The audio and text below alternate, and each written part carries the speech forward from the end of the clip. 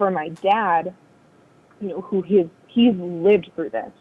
He grew up in Compton, and then he moved to the Midwest, where I was born, and I personally watched him on multiple occasions get messed with by police. He's getting pulled out of his vehicle. I watched a cop call him the N-word and pull him out of his car and hold a gun to his head before they realized that me and my little brother were in the back seat. And I fully believe my dad would have been murdered in that instant had they not noticed children in the car. Which, by the way, he got pulled over because he didn't have a license plate on the front part of his car. It was literally the reasoning that they gave. But they needed to pull him out with a gun to his head. Mm-hmm. And then ultimately arrested him. Mm-hmm. And then they ultimately arrested him. Like, my mom had to come pick up my brother and I from the police station. How long did he spend in jail for a missing license plate? He was driving us to school. So they put him in jail probably around 8 o'clock in the morning. And then when I got home from school, I think I got home at like 4 or 5-ish, he was home. So I have no idea how long he was in jail. I mean, he's never really spoken to me much about it because at that time I was really too young to understand. Yeah. But I've never really revisited with him as an adult. So I don't know if they released him. I don't know if he had to bail out. I have no idea how long he even sat in there. But I do know that they accused him of assaulting an officer. I mean, like, just as a listener, I hear that, and I don't want that for you. But I also don't want your dad to have felt like he needed to comply. But I'll never forget it. He was very calm. He did not argue with them. He did everything they asked. I remember that he kept his hands up. He kept telling them, I don't have anything to harm you. I'm just taking my kids to school, and they didn't really hear it. And it wasn't until their guns were drawn. And my dad said, and I'll never forget it, like burned into my brain. He said, "Please don't kill me in front of my children." And that's when they noticed my brother and I in the backseat. And you can't take that experience away. You can't take that away. That is forever instilled. And it just seems so unnecessary. Oh, absolutely.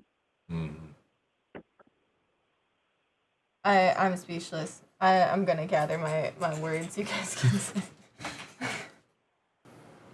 And he's lived through this. This is something that he's been dealing with his whole entire life, and which makes me even more passionate about it. And I want so badly to be able to walk with him in these protests, because I know how meaningful it is for him to see this global outrage of how Black people are treated in this world.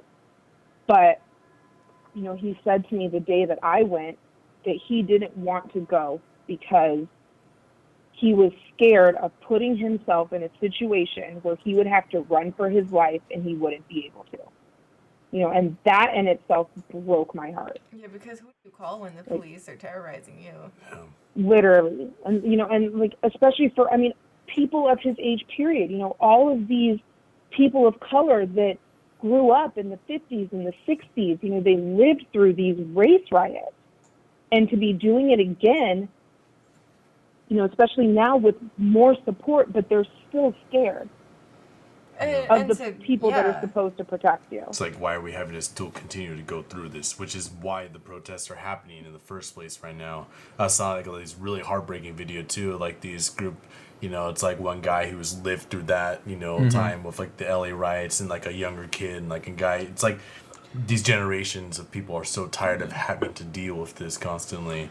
And so, I totally can understand where your dad's coming from in that sense. It's got to be really hard. Yeah, and we can always sympathize, but we could never empathize. Of course. And it kind of goes back to another conversation we were having before, where someone once told me that if you ask any Black person their cop story, they're always going to have one. And it's interesting that you mentioned that, because that's a very extreme cop story. And it's one that you experienced seeing as just like a kid happening to your dad. Yeah, and that happened very young. Just having that ingrained in you as a kid, it's something that should never have happened in the first place. Because the idea is that there's not supposed to be a distrust in the police, but there is a resounding distrust because of police brutality. We didn't we didn't necessarily grow up being told, like, the police are bad, they're not going to help you. That's not really what gets instilled. It's more, if you ever find yourself in a situation with the police, or, you ever have to go to ask them for help, make sure your hands aren't in your pockets. Make sure your hands are always where they can see you. Don't make any sudden movements. If you get pulled over, make sure your hands are on the steering wheel at all times, and then when they ask you for stuff, articulate to them what you're doing. Like, okay, officer, I'm going to reach in my glove box to get my registration. Like, that's more what's instilled in us. Like, we're not taught to fear them. We're taught to just tread lightly calm. with them. To comply. Wow. Yeah. Which is and telling. Then, I remember my dad telling my brother, even if you're angry, don't get angry. Don't let them know you're angry. Don't ever run away. Don't ever give them a reason to fear you, essentially, is what we're taught. And would you say that conversation with your dad happened before or after your first cop incident that you witnessed? Before. Before. The time that he told me, I got in trouble at school for a white kid called me Blackie, and I responded calling them Whitey, and I got in trouble. I got sent to the principal's office. Wow. That's not even offensive. It's not, but in Missouri, it's a little bit offensive. Okay. And that was when he first had that conversation with me, and then he spoke to both my brother and I about it more after the time that we saw him get pulled out of the car. When it comes to why you're at the protest, that's obviously a very small portion because you have that experience as a young child. That is not anywhere near counting your lived experience for the rest of your life. But then to hear that you want to make a change, that you want to make a change by following the law, and it's still weaponized against you, that frustrates me because I don't know how I'm not supposed to have an opinion on that. Honestly, like, that part doesn't even bother me because I just, I'm so accustomed to it at this point. There was a time that I actually called the police, for help, and I ended up in jail. What? It's just... Wait, what? Really? Yeah. I was married to this man. He was in the military. He was in the Air Force, a white guy. And he had become increasingly, I don't want to say, not physically abusive, but verbally abusive. And he was an alcoholic. He just drank all the time. And there was one night he came home. He was belligerent. He was calling me all kinds of names, just like trying to start a fight. And I maintained my cool, kind of just let him do what he was going to do, just ignored it. And then he took the car keys and he was planning on driving. So I followed him out of the house to try to stop him. And in the shuffle, my dog ran out. He was super stoked. He thought he was just going to go on a car ride. And then the guy, he kicked my dog when my dog was trying to get in the car. Wow. He kicked him really hard.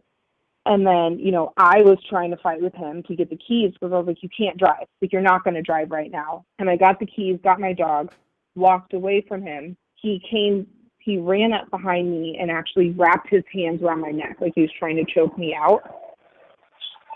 And in that moment, I was pissed. So I turned around and I just, I decked him. And I kind of unleashed all of my anger. And yeah. And at that moment, I unleashed all of my anger, and I kept going. I could have just done a one punch and walked away from it, but I kept going. And then when I finally stopped, I went inside and I called the police. So I was like, the situation is dangerous. I don't know what to do. I called the police.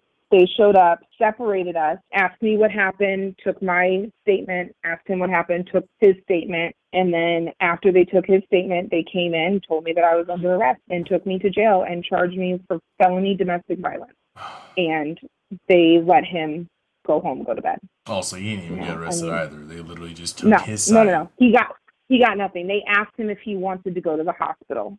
God damn. That's everyday life for somebody, for a person of color. It's nothing Like, yeah, you know, we're angry and we're tired of being pushed and murdered for no reason by police. At the same time, these aren't individual experiences. It's like every time you or anyone else tells us of an instance, it's like, oh yeah, and there's that other time.